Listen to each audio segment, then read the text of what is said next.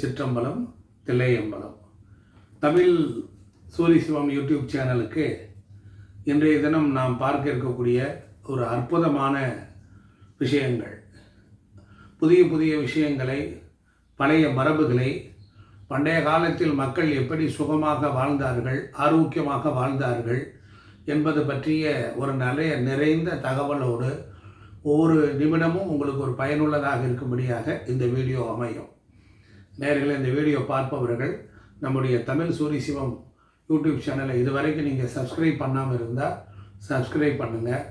பக்கத்தில் இருக்கிற நோட்டிஃபிகேஷனில் இருக்கக்கூடிய பெல்லை நீங்கள் அதை அமைக்கிங்க. அப்போ தான் நாங்கள் போடக்கூடிய வீடியோ எல்லாம் உங்களுக்கு வந்து சேரும்.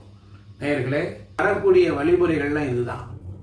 அதே இது யூடியூப் எடுத்த உடனே ஒரு விஷயம் கண்ணுக்கு படுது அப்படின்னா உங்கள் ப்ராப்ளத்திற்கும் உங்களுடைய எதிர்பார்ப்புக்கும் அதுக்கும் ஒரு பிரபஞ்சம் கொடுக்குற இன்டர் லிங்க். அண்டர்ஸ்டாண்ட் பண்ணிக்கிட்டீங்களா? அதே மாதிரி நாம் போகும் பொழுது என்ன செய்யணும்னா இறைவனை வணங்கிவிட்டு போகணும், கிருஷ்ண பரமாத்மாவை வணங்கிட்டு போகணும், அம்மா அப்பா காலில் தொட்டு நமஸ்காரம் பண்ணிட்டு போகணும். அப்படி இல்லையா வீட்டின் நிலப்படியை தொட்டு கும்பிட்டாலும் போகணும். அப்படி போகும்பொழுது நம்ம வீட்டை நமஸ்காரம் பண்ணணும். எனக்கு தெரிய மதுரையில் ஒரு பெரிய தொழிலதிபர் இருந்தார். அவர் வீட்டுக்குள்ளே இருந்து வெளியே காரில் பறந்து போகிறதுக்குள்ள வீட்டையெல்லாம் பூஜை கும்பிடுவார், வீட்டோட சாமி படங்களை எல்லாம் கும்பிடுவார். வாசலில் வந்தவொடனே ராமர் பட்டாபிஷேகம் அதை தொட்டு நமஸ்காரம் பண்ணுவார். அவர் ஆஞ்சநேய பக்தர். ஆஞ்சநேயர் சஞ்சீவி மலையை தூக்கிட்டு போகிற மாதிரி படம் தான் கார்லேயே ஒட்டியிருப்பார். வீட்டுக்கு கேட்டுக்கு வருவார், வீட்டை வணங்குவார். ஐஸ்வர்யத்தின் கிட்டங்கே வீடு. யார் ஒருவன் தான் குடியிருக்கிற வீட்டை அங்கேயே குடியிருந்துக்கிட்டு இந்த விளங்காத ஊர்னு சொல்லி ஊரை திட்டனா, விளங்காத வீட்டில் வந்து குடியிருந்ததுக்கப்புறம் ஒரு மயிறு விளங்கலைன்னா அந்த வீடு அழுக ஆரம்பிச்சிடும். அந்த வீட்டில் அன்னபூரணி, சரஸ்வதி, மகாலட்சுமி கவலைப்பட்டுட்டு வீட்டை விட்டு அப்போவே கிளம்பிடுவாங்க. குடியிருக்கிற காரையோ குடியிருக்கிற வண்டி பைக் அடிக்கடி இருப்பாங்கன்னா சில பேர் எட்டி உதப்பான், காரி துப்புவான், வண்டியை கீழே தள்ளி விடுவான். கோபம் அவ்வளோ கோபம் வரும். வேறு வழி இல்லை, இயலாமை. அப்போ குடியிருக்கிற வீட்டை திட்டக்கூடாது, கட்ட பொண்டாட்டியே திட்டக்கூடாது. பிள்ளைகளும் வந்து எனக்கு பிறந்து தொலைஞ்சிருக்குவார், நாசமாக போவார்கள், போய் தொலைங்க அங்கிட்டுன்னு சொல்லக்கூடாது. 5ஆம் இடம் என்பது புத்திரஸ்தானம் ஜோதிடத்தில். 5ஆம் இடம் என்பது குரு என்பது பெரும் பணம். இந்த பிள்ளைகளை திட்டினா பெரும் பணமும் வராது, அதோடு என்ன ஆகும், நமக்கு தொழிலும் வாய்க்காது, நமக்கு கௌரவமும் கிடைக்காது, மதிப்பு மரியாதையும் கிடைக்காம போயிடும்.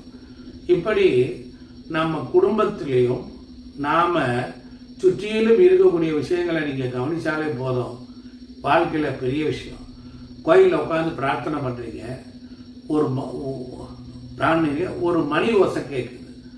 அந்த மணி ஓசையும் உங்கள் பிரார்த்தனையும் இந்த பிரபஞ்சத்தில் அது மேலேருந்து இணைக்குது, நல்லது நடக்குதுன்னு அர்த்தம். ஆக சாமிகிட்ட போய் நிற்கிறோம், இறைவனை நல்ல கண்குளிர பிரார்த்தனை பண்ணுறோம், பூ அப்படியே சரிஞ்சு கீழே விழுகுது, அது வெற்றியை தருதுன்னு அர்த்தம். அந்த மாதிரி நிகழ்வுகள் இதுவரையில் தோற்று போனதே கிடையாது.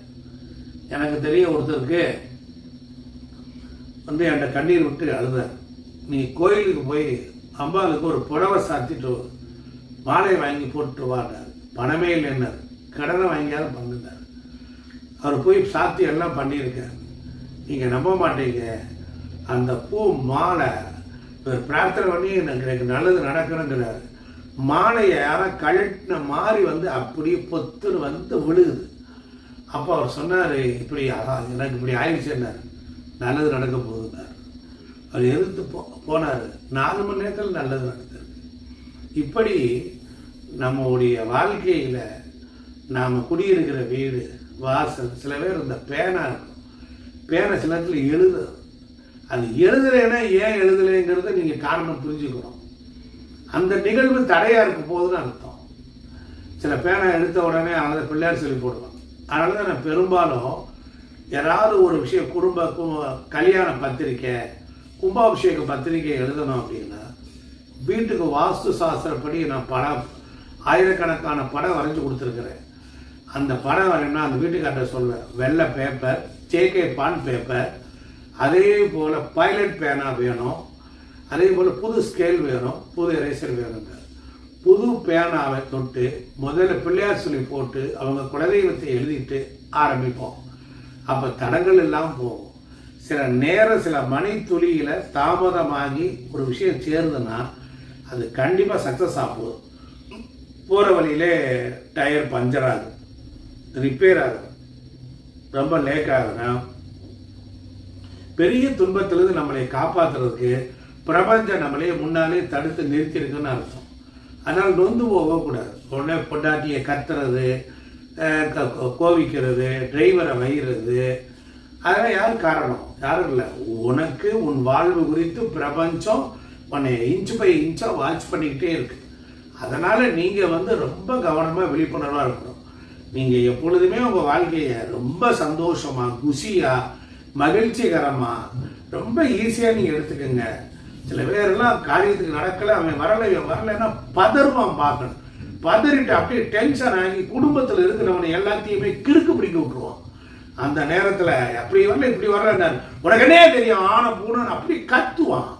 அப்போ அது பிறகு நடந்து முடியும். நீங்கள் கத்தாமல் இருந்தாலும் அது அப்படித்தான் நடக்கும். ஒரு செயலுக்கு 4 பேரை சொல்லியிருப்போம், வரமாட்டேன், ஏமாத்திருப்பான்.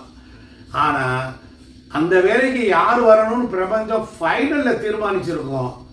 நீங்கள் அவன் திட்டமிட்டவே வந்திருந்தா கூட அவ்வளோ பெரிய வெற்றி கிடைச்சிருக்காது. திட்டமிடாதவர்கள் வந்திருப்பாங்க. யார் வரணும்னு அந்த பிரபஞ்சத்துக்கு தெரியும். கரெக்டாக சேர்க்கும், பிரமாதமாக நடக்கும். இது மாதிரி வாழ்க்கையில் 1000 அனுபவங்கள் இருக்கிறது. சந்திப்போம், சிந்திப்போம். உங்கள் வாழ்க்கையில் நீங்கள் முன்னேறணும். உங்களுக்கு ஜாதகம் பார்க்கணும்னா எனக்கு ஜாதகம் அனுப்புங்க.